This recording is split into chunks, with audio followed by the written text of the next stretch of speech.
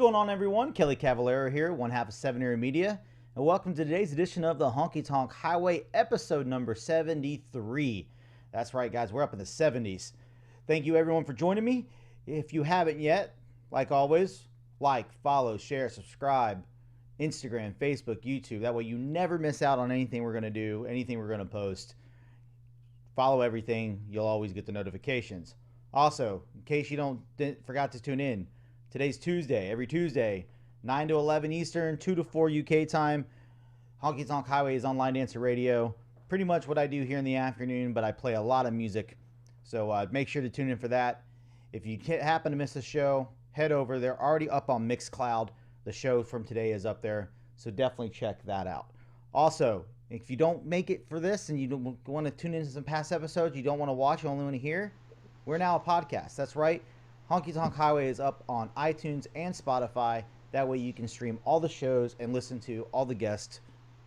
Once again, that way in case you missed anything. So, today's guest. He's a ballroom dancer, country dancer, West Coast swing dancer.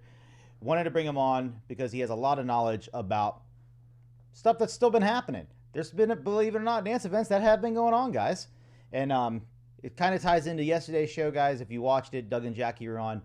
We are definitely going to have the Vegas Dance Explosion 2020, November 17th through the 22nd. So, when will I join? I'm not joining TikTok, Jim. I'm not joining TikTok, Facebook, Instagram, YouTube. That is it. I'm not getting into the TikTok craze. Sorry. But today's guest, ladies and gentlemen, please welcome, all the way from Chicago, Mr. Jimmy Mulligan. What's going on, Jimmy? Hey, what's up? How you doing, Kelly? Thanks for having me on. I'm doing good. Great. Thanks for coming on, man. Yeah. So for those who don't know who you are out there, why don't you give us a little brief history on how you got in your dance journey? I was, it was 1994, Christmas Eve. I was working at a country and western clothing store selling cowboy boots, and a girl and her family came in. She taught line dancing and her parents taught couples dancing, and they invited me out to this place. So January, so that would have been 93. So January 94. I walked into my first dance thing and, I was hooked.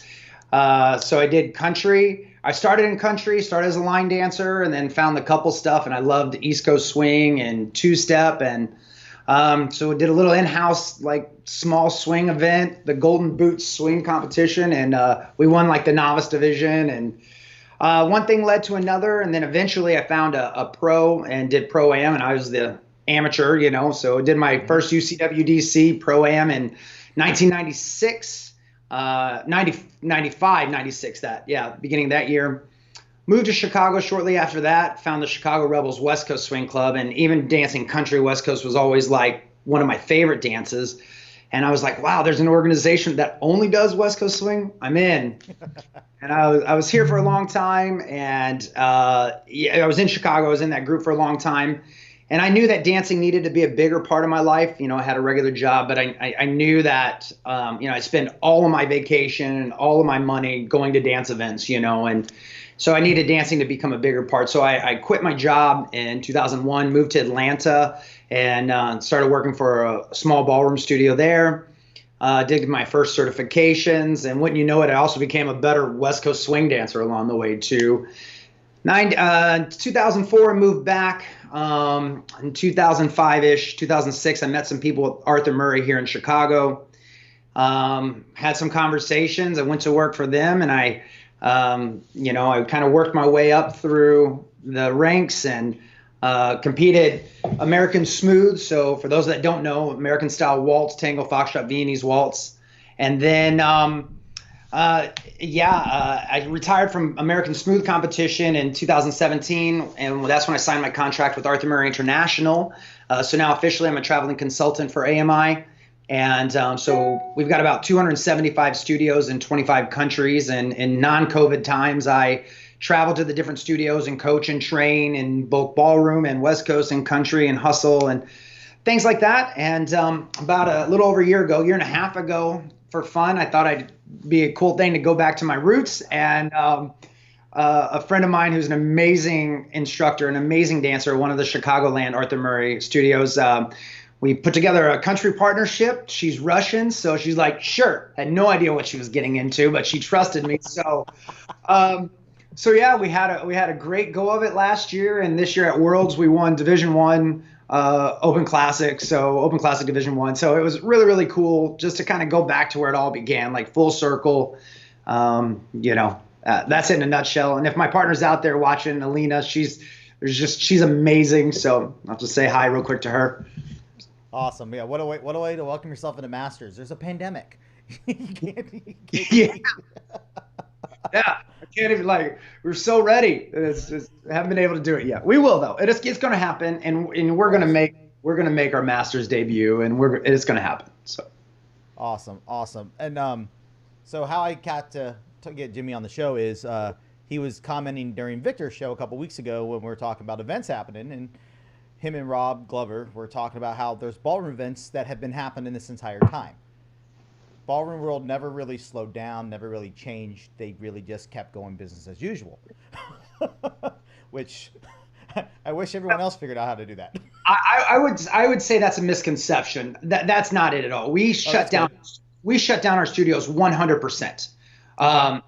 Our studios were completely shut down. It just we worked our way back into it, and the students that are coming back are husband and wife couples, that can come in and just dance with each other. We have redone our systems in ways where, we're 45-minute lessons, and it used to be every 45. Now we do them on the hour. So we have 15 minutes in between every lesson to kind of usher people out and get the place re-cleaned and get new people back in. I mean, I can only speak for what we're doing here at Arthur Murray. Right. But I do know a lot of other ballroom dancers, and it sounds like they're doing a lot of the same thing. We go with our state guidelines as far as capacity, meaning however many square feet and how many feet. I mean, we're really paying very close attention to that. Our teachers wear masks, just like we're supposed to do. And we make it as comfortable for the students to what their comfort level is. And, if they just want to, if nobody wants to, they don't want anybody to touch them, we don't touch them, and, we have virtual options as well. We really do limit the amount of students that are in our studios. Now, I think what happened is the ballroom was able to come back to start having events again quicker than UC or West Coast Swing. And yeah, those haven't been happening the whole time. They've just recently started happening. I know Arthur Murray, we call them Dance-A-Ramas, but basically it's a competition, 3, 4, 5 day comp. We've not had one yet, but we're about to have our first one here in a couple weeks. The different areas and studios have had like really small showcases, but we're talking 30 to 40 people, not 300 or 400 people. And really, it's again, I don't work for a single studio, but if I were an instructor in the studio, I would only dance with my students that I'm teaching. We're not having social dance parties. We're rehearsing, and we do it in the most safe and way that we can possibly do it, because we do know that there are people that want to get back to having some kind of a what was their normal life, and they're willing to do it take whatever precautions. So with that being said, 275 Arthur Murray studios shut down. We did, without a doubt, and we were shut down for a long time, and then some of them, depending on where they were located and what their states and city guidelines would allow them to do, or slowly kind of opening back up. And even the numbers looking at the numbers of the competition that we have coming back up compared to what they do, they're certainly down, but we've also compressed that to keep that way too. Makes sense. Totally makes sense. And I'm sure that's going to be like normal. You're only going to dance with your pro. You're not going to dance. There's not going to be no social dancing. I know that's been the big thing. Like I know in Florida, there's been a couple small classes start back up, but nothing big like that. Right. Yeah, absolutely. And then, if there is a break and there's a song playing and you want to dance with your husband or your wife, you can socially dance that way, or within your studio. But we're really even condensing it with that. And only if the people are okay with that. There's no, and everybody knows before they even go who's okay with what level and the precautions that we're taking. I mean, instead of one big dance floor, at our event that we have coming up, they're having 4 individual floors, and the people's tables are surrounding essentially the floors that they're going to be dancing on. So we're really even backing down, and it's mandatory. Anywhere there's a community areas, masks are required. Right.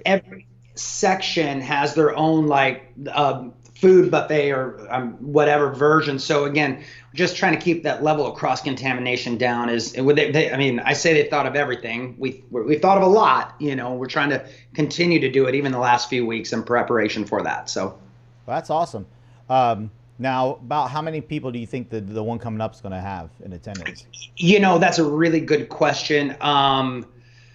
It's a guess. 150, 200 maybe. That's pretty good considering. Yeah, maybe not even that many. I'm not entirely sure. I wish I would have asked that, but and that's coming from an event that's normally 800 or more people.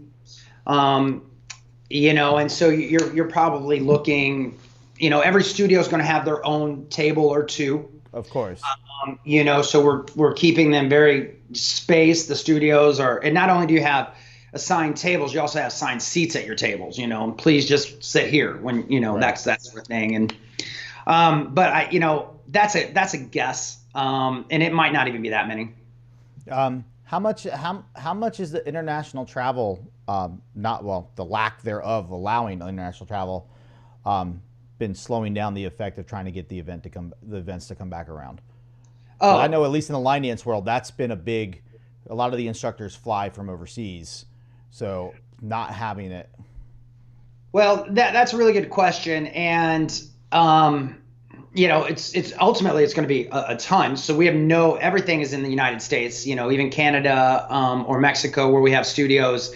This is, and even though it is a national or international event, I will say it's being held in Florida. It's going to be primarily attended by the Florida studios with a handful of other schools. Right.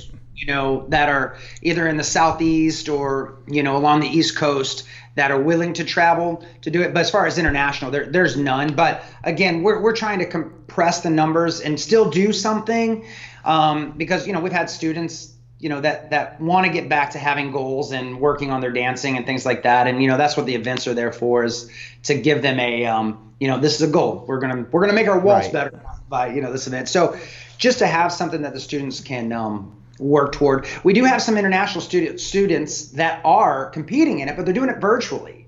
So even in addition to the students that we have on the floor, they've already submitted, I believe, their entries or their freestyles. Mm-hmm. They're supposed to be taken in one take, just like you're on the floor, ready, go. If you do it well, you don't, you great. If not, you have to submit that video. And we do realize that that's a little bit of a honor system thing, but and then video, whoever, if we get 2 or 3 couples and then one video entry, they're all going to be placed, 1, 2, 3, 4, to the best. So, creates some new challenges for the judges as well. But, we've got, very highly trained ballroom dance officials that hopefully can make the right, and will be able to figure it out. So that makes sense. Now, are you anything in Chicago back up running studio wise? Are y'all teaching again in the studios up there? Yeah, well, we've got about 9 studios that are in the greater Chicagoland area. Mm-hmm. And we are, downtown Chicago, we have 2 studios, and that's where the tightest restrictions are. Once you get further out into the suburbs, whether it's like Naperville or Lincolnshire, they're allowed to do a little bit more. They've also got the space. We've got some outside parking lots, and I will tell you one thing. Hello, line dancers. I mean, it's been so cool to be able to teach a line dance for us that still helps people work with their Cuban motion for their cha-cha or their rumba and teach it like that. So it doesn't have to be a physical, rotate sort of thing. But so we're still very limited on what we can do in the Chicago studio. There's only a handful of people can be in the studio at a certain time. We've got instructors that are working, only this day, and other instructors will work a different day and sometimes even half days or whatever, just to keep that down. We've got, in all of our studios in the Chicagoland area, we've got designated virtual spots. So we've got cameras set up. So if I had a virtual lesson with somebody, that's where I'm going to teach that virtual lesson from. Okay. So some of the studios that have space in their own home to dance with their husband or wife, or even on their own, work on, whatever technique it might be, we can still accommodate that. So like I said, we're trying to give as many options for the students that want to come back. I would say at best, we're probably maybe back to about 40% of what we were, as far as, and that includes those students that are still doing still doing their lessons virtually. Okay. So we got a long way to go. I think as a country, we've got a long way to go, getting through COVID and getting to the next level of this. But, right. Our instructors, just like I know the West Coast swing instructors know this, the country instructors, everybody knows this. I mean, this is how, we all make our living. So we're trying to just figure out a way to still be able to pay rent and be safe at the same time. So. That makes sense. I've seen a couple of different states that have gone back a little bit better. I know Texas have some studios in Texas reopened. I know some studios down here in Florida have. Like I said earlier, Vegas is going to have a new event in their event in November, the line dance event, 500 people, which is down. Like they were saying, down. Normally they have 1,500. So they're eliminating 1,000, but as you've been to Vegas, the ballroom space out there is massive. So the social distancing will definitely be available to happen in a space like that. Right. Yeah. For sure. Yeah, that has to be the one thing that has to be the concern is the ballroom space coming back, because everyone's like, just bring in more floor. That's usually not the easiest solution because there's not space usually for the floor. Yeah, and for us, we've done away with the on-deck areas, and that's it. We've just put thought into where do people congregate, and, right. Normally we would have 3 or 4 heats ahead of time, people lining up for their heat. We've done away with those on-deck areas, Right. You just got to know when it's time for you to dance, and then you just move on to your floor, things of that nature. And so, we try to, be very cognizant of any of those things where people might, potentially gather. Yeah, that's what I was asking Doug and Jackie yesterday, is because the lobby area going from the hotel is usually the biggest area of where everyone is going to be, and how that was going to be able to be handled going to back, because I figured that would be the worst area, because that's where everyone's going to congregate to get in, and then once you're in, you can pretty much stay spaced. Well, and I'll tell you, for us, again, I mean, as you mentioned it, and we're trying to think of everything, right? We have some students that are, I want to say more sensitive. I'm not judging either way. Whatever your comfort level is, it should be respected. And so for our students that have a higher, they're a little bit more concerned, I guess. Mm-hmm. We've given them options. We've got carts that will take them a back way to the ballroom. From their room, because it's a resort, right? So we've also managed to find a hotel that this will be the first time opening up. Nobody slept in these beds since March. We'll be the first ones in, and we're the only ones awesome in the hotel. So we're trying to do everything that we can do to make people feel safe, and well, not just make people feel safe, but to literally make them as safe as possible. So we literally have some carts, and we'll wipe them down, and the hotel's helping with that. They'll be wiped down. They'll take them into different ways that are closest to their seating, so they don't have to go through the main lobbies and corridors. Oh, that's cool. That should be worked out really well. Yeah. So Mr. Glover asked, as a fellow creative, how has this shutdown been for you personally? And tell us a little bit about your online Front Porch Festival that you helped facilitate. Yeah. Okay. I had a feeling that was going to get asked by him. Okay. All right. So I'm very, very blessed. Like, when I became a traveling consultant for Arthur Murray International, for whatever reason, I became really, really busy. And I was busy 18 and 19 and all of 17. And so I had, and in my mind for a long time, I always wanted to put enough money away where if something happened, if I broke an ankle or a hip, whatever, that I'm okay for 6 months to a year. And I guess that had been a thought process. I talked to financial advisors. So coming into this right in the beginning, I said, you know what, I'm going to be okay because I did what I set out to do. I'm very blessed to have had the business to allow me to do that. So I'm super thankful and grateful from that. So from a financial standpoint, I've not been super stressed. I definitely know where the end is, but and I think sometimes when you get stressed, your creativeness kind of disappears and deflates. Because of that, I've been able to kind of think about. I'm a musician. I play the guitar a little bit. Been a drummer since I was like 10. And there's this thing in different cities. I know Boston has one. Napa has one. We've got a couple in Chicago. They're called Porch Fest. And literally just little neighborhood blocks will rent out their porch or just let people use it. And they set up things and bands will set up and people can just walk around the block and listen to different bands all day. Really cool. If you've ever been to a Porch Fest, I love them. And we were talking, well, some friends of mine were talking, what are they going to miss most?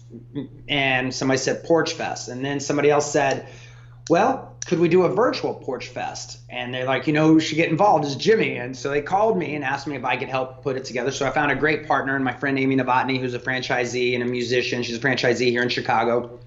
And we put it all together and we had about 26 performers. It was nearly a 3-hour show. And literally it was kind of done via Zoom, but we also had it Facebook Live and YouTube Live. Such a success. Rob was incredible because I reached out to Rob. I said, hey, Rob, we've got about 20, and this was for Arthur Murray. This was all for Arthur Murray instructors, right? Because we know we've got some very talented people, and we wanted our Arthur Murray family to know that we could still do something together. And so we had, I wanted to get some special guests, meaning some people that do music professionally for a living, and I'll take the biggest names I can. So, and I know Mark Kinney from Liverpool. I do. I think he records out of the Liverpool studio where the Beatles are from. And, so Mark Kinney came on and did some songs for us for the West Coast swing community. You guys know Brother Yusef. I was able to reach out to him. He said he'd be happy to. So he came on and did a few numbers. And then, again, we had about 5 or 6 professional musicians and then about 20 just amazingly talented Arthur Murray musicians that came on and sang a song. And I just hosted it, just kind of like I just introduced the people and it went.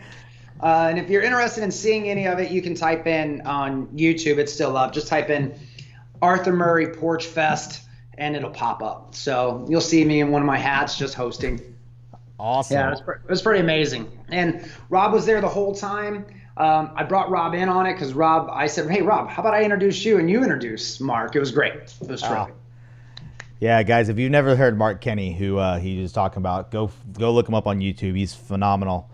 I've been privileged enough to broadcast a couple of his sets. He's amazing. You'll love him. So I was told to tell you, Carmen says, Kelly, tell Jimmy his pop said hi. Just came across the chat. Yeah, Carmen and Rosa Passy. They're legends in the West Coast swing world, not only here in Chicago, but they go to West Coast swing events all over the world. Carmen's a judge. I know he judged the U.S. Open all the time. And there's just, when I moved to Chicago, there's just a small group of people kind of like took me in, Yvonne Antonacci, and then the Chicago Rebels and Carmen and Rosa. And not to get involved with anything too like emotional or deep, but I never had a dad growing up. It was just me and my mom, and I loved Carmen so much. I'm like, dude, I'm just gonna adopt you as my pop. So I called him. Still to this day, I say, hey, what's up, pops? And he hugs me like I'm his own, So he's an amazing guy. So yeah, that's Carmen Passy, and he's doing great. He's doing great. For those who don't know, he's just had a small stroke, a couple weeks ago. But I was on the phone with him for hours the other night, and he's doing much better. And so God bless Carmen. Thanks, Pops. Glad you're out there. Awesome. Chris, that link for the Porch link was Arthur Murray Porch Fest on YouTube. Yeah. Go and check that out. So when's it look like you're going to get back to an event? What's it looking like for you? Slow.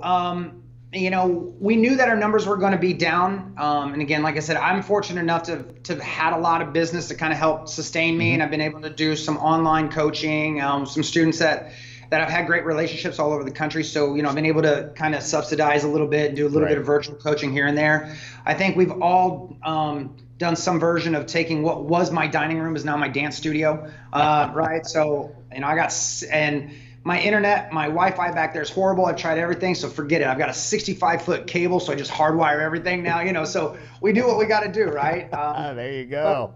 I was supposed to be on judge as an MC and a judge for the other event, but knowing that numbers were down, and I knew that they were going to have to kind of back off some of the amount of judges, so I made a deal with her. So I'm not going to go to Florida. I would have been happy to, but that's just really to allow some of the other judges that are already there, give them some work, and I'm not trying to be like this amazing good guy or anything.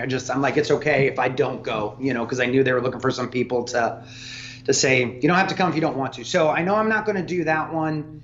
The only thing that I have scheduled is February in Austin, Texas. That's what I've got scheduled to go to. Again, we take it step by step. Right. We have a small northern Illinois, like not Chicago, but like some of our northern Illinois studios, like Rockford, Iowa, Wisconsin. We're doing a small showcase in a few weeks in Wisconsin, but it's only like 80 people. And again, same kind of thing. We love the couples that can come out and compete with their husbands and wives, or the amateur couple. So we've been doing a lot of that. That way, even one teacher's not going out there and dancing with 15 different students. So and trying to build it that way first. And then if I, each teacher can take one or two students, and that's who they're going to dance with, right? And so we've kind of backed down the numbers. So I am going to go up there and do that one. That's an hour away from where I live. I'm going to drive. It's real simple. And but again, we're in a ballroom that, if you've ever been to Swing Dance America, will fit 600-700 people, and we're putting 80. Right. Yeah. Ballroom, right? So I think you're safe.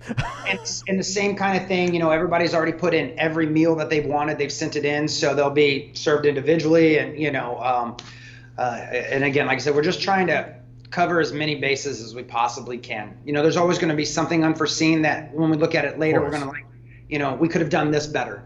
Of course. But that's a normal event that happens every year. You without the pandemic. Without COVID, right? Absolutely. Right. Now, are you going to put out an awesome what will you do in face of COVID video like Go Austin did? Someone shared the video. Did you see the Darren Paul video dressed up as a Lone Ranger? Oh, that's funny. I saw a clip of it. I didn't see the whole thing, but I heard about it. I heard it was terrific. No, I don't have any plans, anything like that. I don't know. My dance partner's crazy. If you give her any ideas, she will just grab you and make you do it. So maybe I shouldn't have said that live on air. But yeah. So, Rob says we all just need to head to Nashville and hang out when we can again safely and just party.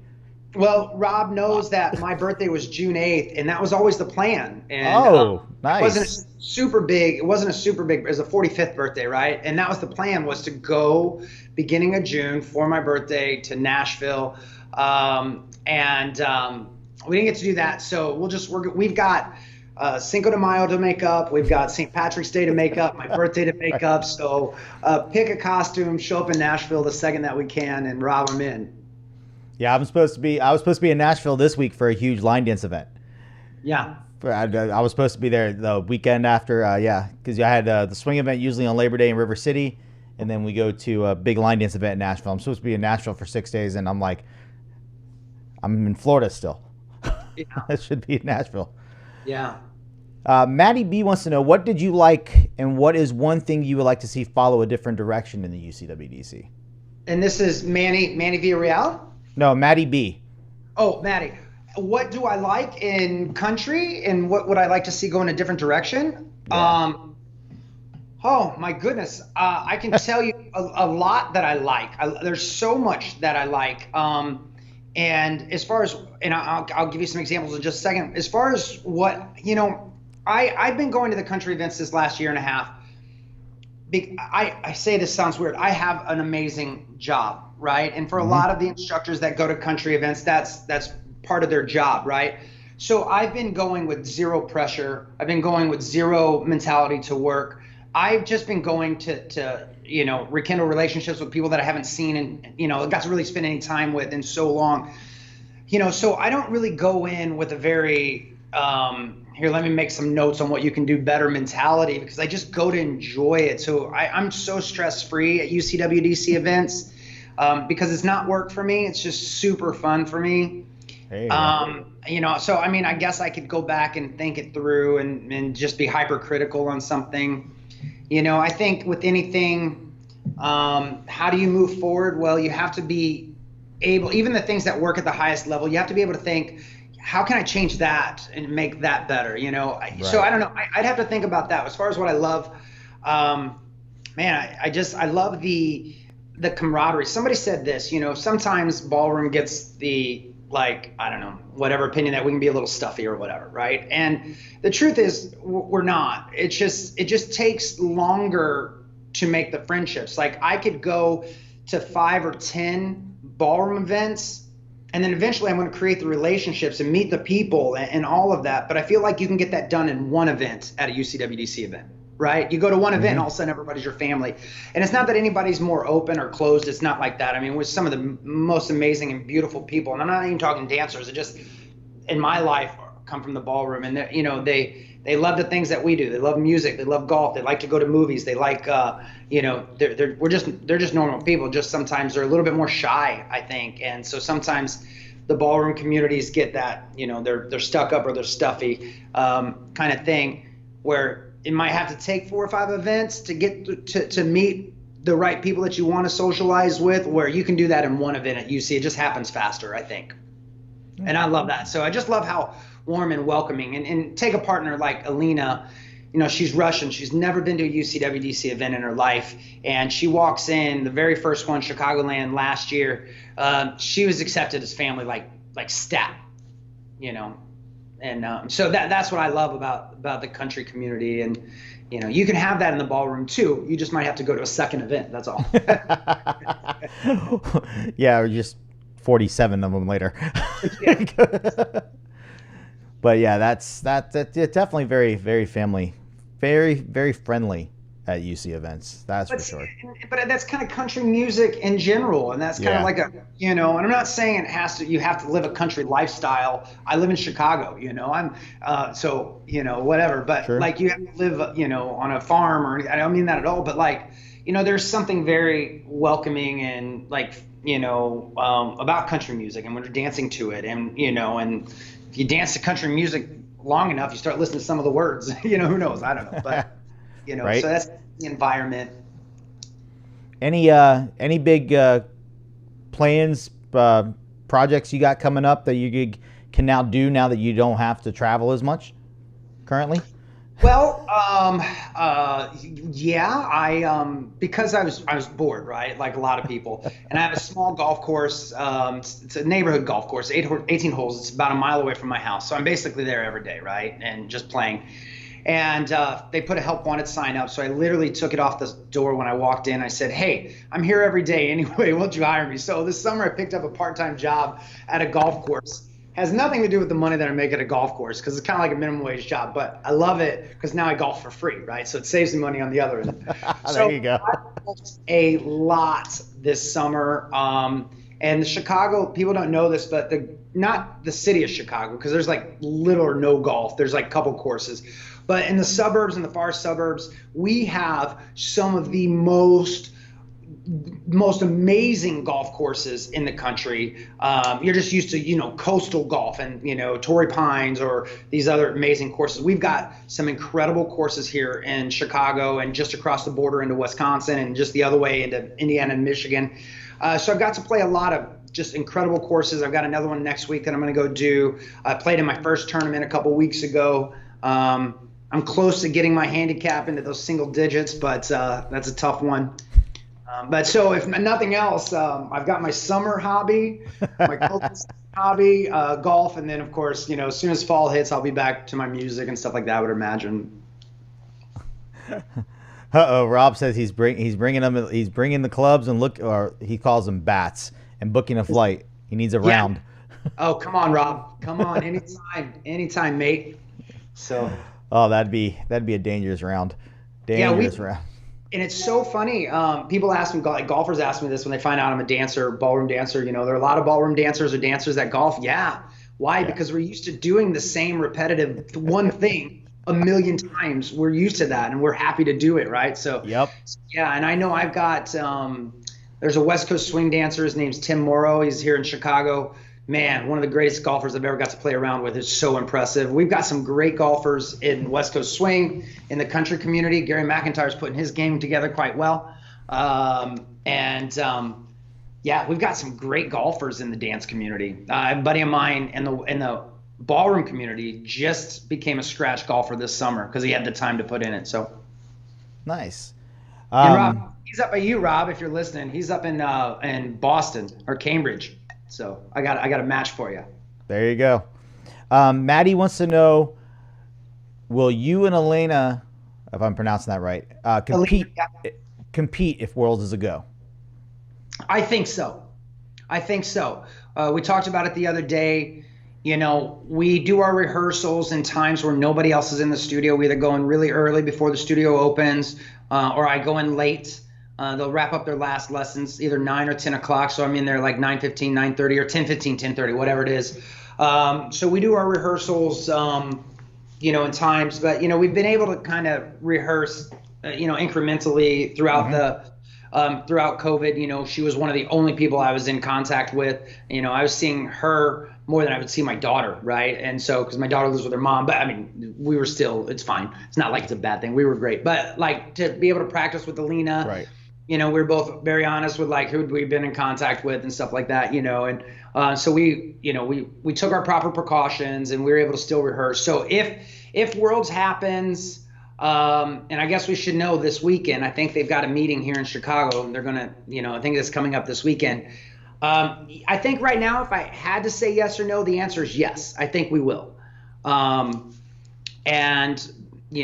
again, we'll take all the proper precautions. Right. It'll be she and I. We'll keep it to our small group, and we're not trying to be antisocial. We're just trying to be respectful because I don't want to run up and give somebody a hug that doesn't want one, right? So I might just be a little bit more, just stand backish out of respect to other people, and because I don't know how everybody feels, with it until they tell you. So. Right, of course. Because I know they already announced that even if it does happen, it's going to be condensed down from 6 days to 4. Yeah. So that's going to be a nice tight schedule, Rand. So if it does happen. Yeah, but I also think that I think they'll be able to do it because I think the amount of people. I'm looking at it this way. On a high side, even our studios within Arthur Murray that are, let's say, teaching the most lessons, they're only back to 40% capacity of what they were teaching before. Mm-hmm. 40, because I don't think that I've heard of any studios really doing like 50 or 60%. They might have a week where every spot gets full and then they've got some lessons in on a Sunday or something like that. Typically our studios are closed on Sundays, but anyway, so, I just kind of using those percentages, you probably, if Worlds happens, my guess is only 40% of what a normal Worlds would be there anyway. So I think condensing it to 4 days shouldn't be that hard. Right. I'm not the one orchestrating it. I'm not telling them what to do. I'll respect whatever decision that they make, obviously. So, and support it. Yeah. But I couldn't imagine that they're being like, if you take last year's numbers, that they would get more than 40% of that. That's just based off of, that's a guess. Honestly, that's a guess. I don't know. Yeah. It's, I know, I think at the meetings this weekend, it's hopefully next week sometime there's an announcement of what's going to happen for, that, because it's happening in San Antonio. Next year, as it comes to Florida, you get to come enjoy the Sunshine State next year for Worlds. Well, yeah, and January in Texas is great because I can't golf here in Chicago in January. I can golf there, and I can golf in Florida in January. So you can golf in Florida in January. That's right. That's the one thing I had to say. That has probably been one of the busiest things. And I have a couple friends that golf because I don't golf. They said getting tee times right now. He goes, they're packed. Yeah, in the United States, I don't know if people know this. Like, golf is the #1 watched sport on television right now. Oh, of course. Like, I think when they had the PGA Championships a couple weeks ago, and then even yesterday, I think on Monday, the FedEx Cup final. Those numbers. I mean, no numbers are great sports wise, but like of the numbers, like golf is the most watched. And last I heard, golf in the United States is up 70%. I'm a starter, a ranger, so that's what I do at my course. We have tee times every 10 minutes. We've got 10 people going out every 10 minutes from 6 a.m. to 6 p.m. So it's the only thing. It's the only game in town. It's the only thing that people can do. That we don't have music festivals. We can't. There's no baseball games. So I used to tell people I would go golf just to get away from people. So, that was the most socially socially distant thing, right? I would go to golf to get away from people. But yeah, so and I think golf courses are doing really, really well as far as, again, trying to maintain the safety for their players too. Amy Barnes says she loves the facial hair. What tips do you have for facial hair on the dance floor? Asking for a friend. Asking for your husband? Tell Jason he's got to grow it first, doesn't he? I tell you, it's funny because tonight I'm in a fantasy football league with Jason, and I've been in this league for, I don't know, 10 years now maybe. And tonight's our draft, so I'll see Jason tonight. So yeah, I don't know. I don't know what I'm going to do with mine. Mine is obviously longer than it's ever been. I've certainly danced with the beard, but it's just never been this. When I competed in ballroom, I always was clean shaven. Just make it nice. I don't know. Just if it looks clean, I guess it's fine. I just kind of just keep pulling it down and cleaning it down as best I can. So I don't know. Could you put on a tuxedo with it and go to a wedding? Could you put on a suit with it and go to a wedding? And you don't have to go over the top, but just keep it from being too disheveled. As I say this, you should have seen this thing this morning. It was like, well, in the winter, it'll keep you warmer. It will keep your face warmer in the winter. That is for sure.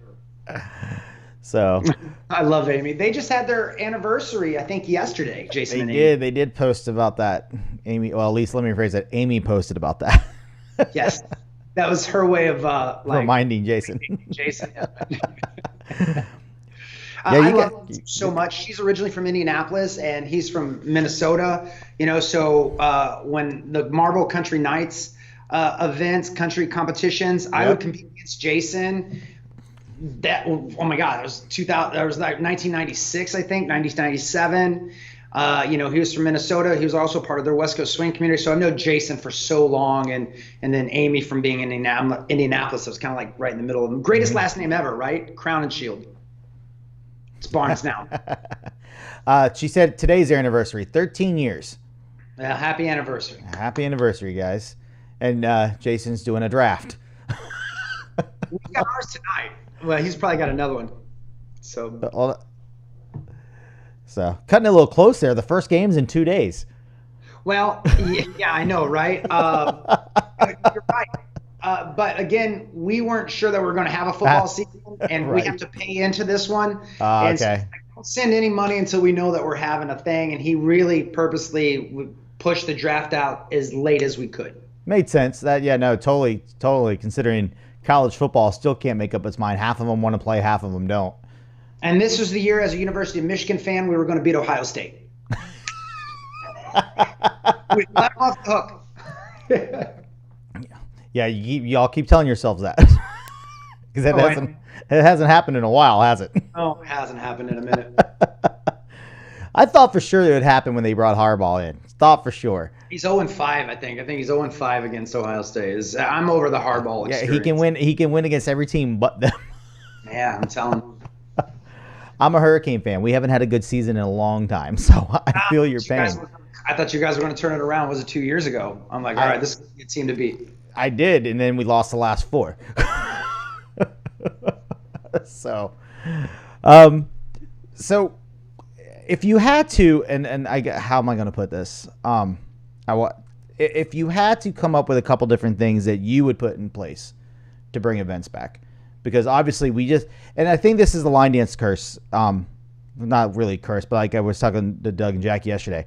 Once one happens, all it takes is one. Once one happens, it'll have that tumble effect. Sure. What do you think? A couple ideas that you would give, as someone who obviously has looked into it because ballroom events, you're helping them.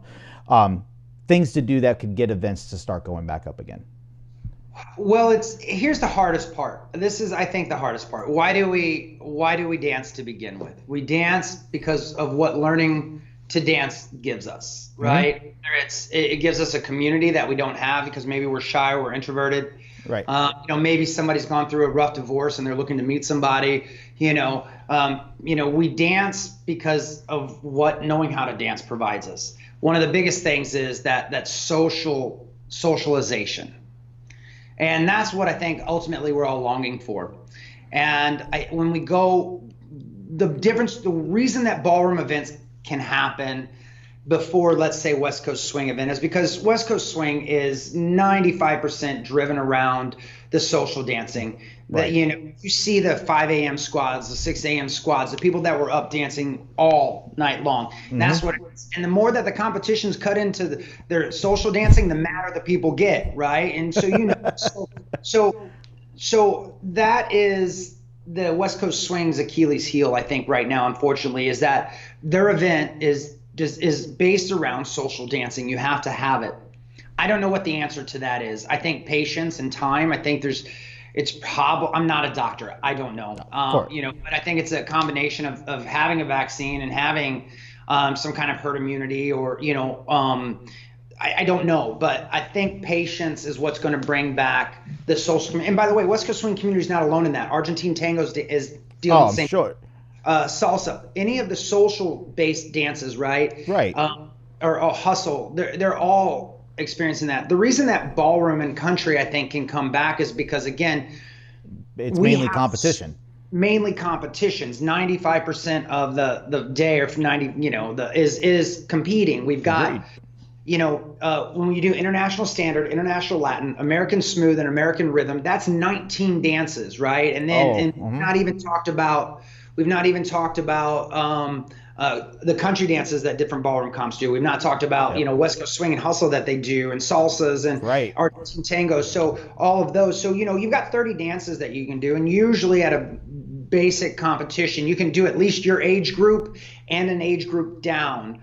Your level and a level up. So that's why there's so many entries at a thing, and people are really going to, even if they're not, let's say, competitive by nature, they're going out there to do the best job and put the best product and dance a ton and put the ball gowns on and the suits on and and the makeup and stuff like that, so they can go out there and just dance again, and for whatever reason. So I think that's why ballroom and country, I think, can come back a little bit quicker, not to the numbers that we were at in January. I'm not saying that, but that's where West Coast Swing and Argentine Tango and salsa, they're going to struggle a little bit. I don't know what the answer to it is. There's much smarter minds in those worlds than mine, the event directors, and because I was in West Coast Swing for a very, very long time, like 12 years, 10 or 12 years, something like that. I still followed it afterwards. Safety first, right? Safety first, comfort level. Two things. If you're comfortable going out and you're willing to go out, then go out. If somebody else is not, don't judge them for that. And likewise, if somebody's comfortable going out and you're not comfortable, don't judge them for that. Right. Just accept whatever level of comfort that there is, and I don't know, maybe just not being judgmental in general is probably a pretty good idea, right? So I don't know. We go to Disney on a regular basis. We have annual passes and we can get in. I feel safer at Disney than I do walking in my local grocery store. They do a better job of social distancing and making sure everything is clean and hand sanitized than the local Publix does. Yeah, and I have some friends that said the exact same thing. I have not taken a flight since March. I do have one scheduled in October, but I just asked a friend. I said, "How are the airports?" He's like, "Easy. It's never been easier." I said, "How do you feel from a safety standpoint?" He's like, "You got to take your precautions." He goes, "But you're safer getting on a flight right now than you are going to your grocery store." Yeah, and I've had a couple people tell me that. Totally makes sense. So yeah. And I guess the TSA just reported that Sunday was the largest travel day that they've had since March. Yeah. I don't know how much it was. I just know that it was someone had said, I think it was Travelocity released their numbers that between Arizona, Florida, and one other city, there was going to be 6 million people traveling to and from those three cities. Travel Velocity released that numbers about a week and a half ago. So people definitely still vacation for Labor Day.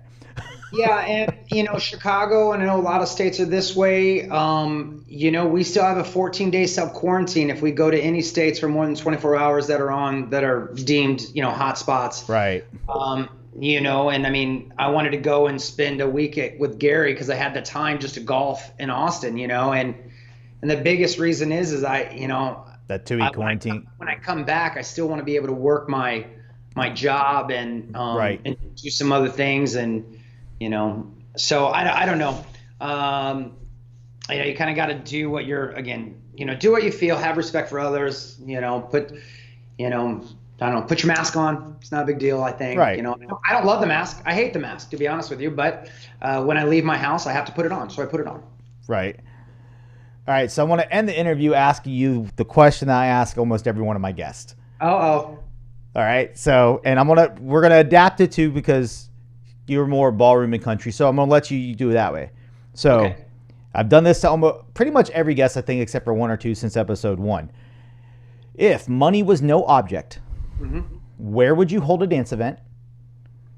And who would be the first 5 instructors that you invite out to come? Yeah, I thought about this.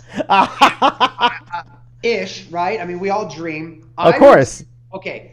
So, and there's been a small conversation that I had, and honestly, I've got to give a little bit of credit to this to Adam Leibowitz and Dimitri Soliotis, right? Because I don't know, it's just a weird conversation that we had. Okay. So it would be a different kind of dance event, number one. We'll have plenty of competitions, but we've got to have plenty of nightlife. Whatever city you decide to do an event is, that city needs to be a bigger part of the event. Of course, absolutely. People come, I'm going to Chicago to a dance event. You don't even see Chicago, So for me, the spot is Memphis, Tennessee. Yeah. Okay. Okay. And I'm bringing country people. I get 5, right? So I'm bringing 5 country people, West Coast swing people, and ballroom people. Okay. All right. Hold on. All right. Let me get my ballroom. I'm bringing Gary McIntyre no matter what. I'm bringing Gary McIntyre because, if I need him to teach a ballroom class, he can. If he needs to teach country, he can. If he needs to teach West Coast, he can. He can teach it all. He can teach it all. He's won on every one of those circuits. Not just one. He's won. Top 6 in the country in American Smooth at the highest, right? So I put Gary there for sure. Man. I love the line dancers. I don't know a ton of them, but I think I would have to have. I'm totally going to use them. I'm going to use Rob Glover because he can MC for me too.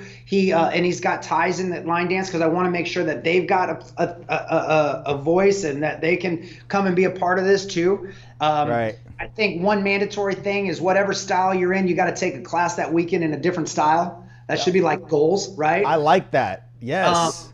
That should be like goals. So ballroom dancers has to go and do a line dance, or they have to go and do a 2-step class or West Coast swing, and West Coast swing dancers have to go do a waltz class, right? I love that. Whatever. That would be I'm not going to search everybody down and make sure you do it, but that's kind of like a handshake deal. So that's 2. Robert Royston has been just a supporter of mine forever. And that's West Coast. Obviously, we got that bag covered again. But then but he does so much else too. Mario Robau. I get 2 more. If I bring it back to the ballroom, just because he's such an amazing coach, Eddie Simon, one of the most brilliant coaches that I've ever taken a lesson from. My good friend Snow Urban, I would probably bring her. If you don't remember her, she was a runner-up on the very first season of So You Think You Can Dance, and she was on Dancing with the Stars. Yes. A bunch, and she's a very good friend of mine and a coach. So I'd probably have Snow. I think that puts me close to my 6. But again, it's not just a ballroom event or a country event. It's I would want the everything event. And then we do the competitions during the day or whatever, and we've got to have an out on the city night, whether that night is the Friday or the Saturday. That's kind of scheduled, or and then doing a second one on the Sunday, whatever. Kind of like excursions, I guess. I don't know, but That would be awesome. Maddie says hashtag make this event a reality. That would be awesome. I love the concept of making like the ballroom people take a country or a line dance class and vice versa. That I love that. I love that idea. Yeah, I mean, we could learn so much from one another, you know, and what I love about the line dancers is the line dancers, guess what body they control? Theirs. Yep. You know, and that is such a vital part of dancing ballroom. A lot of times as leader or West Coast swing, we try to make our partner do their thing. And we need to learn to do better is control your own body. And that's what line dancers bring to the table on another level, you know, and the musicality of West Coast swing dancers and, you know, just in country, you know, the two-step and the polkas, the stuff that they own, nightclub too, they own those dances, right? And then the ballroom, you know, their technique and what they bring to the table and stuff like that. I really think that if you put them all in a room, we all could learn so much from each other. That'd be fun. That would be fun. Amy Barnes just said it's like a dance cruise without the boat. It's like a dance cruise without the boat. There we go. That's what we're gonna put on the flyer. On the flyer. There you go. Well, that's Jimmy, right. I appreciate you coming on, man. It was a blast. I'm so thankful that you agreed to come on the show, man. It was a definite great time. Thank you for having me. I really appreciate it. I wanted to be on a show called the Honky Tonk Highway or something like that forever. So box checked. And I know I put this out there, so I've got a lot of my Arthur Murray family that are watching too, hopefully. So I miss you, and you know, I can't wait to get back in the studios, and we'll get there. You know, just absolutely. Exercise, patience. I'll leave saying this, and I've said this a few times. You know, in the 1918, the Spanish flu killed between 30 and 50 million people, right? Shortly after that was the greatest dance craze of all time. You know, the 20s, the roaring 20s. Yep. We're going to be okay. We just exercise patience, you know, love one another, accept one another, and we're going to be okay. We just Absolutely. Yeah. But that was awesome. Guys, hope you enjoyed the interview. Like always, it was a great time. Follow, like, share, YouTube, Instagram, Facebook. Make sure you check us out. We'll be bringing you more stuff. Until then, guys, it's been a blast. See ya.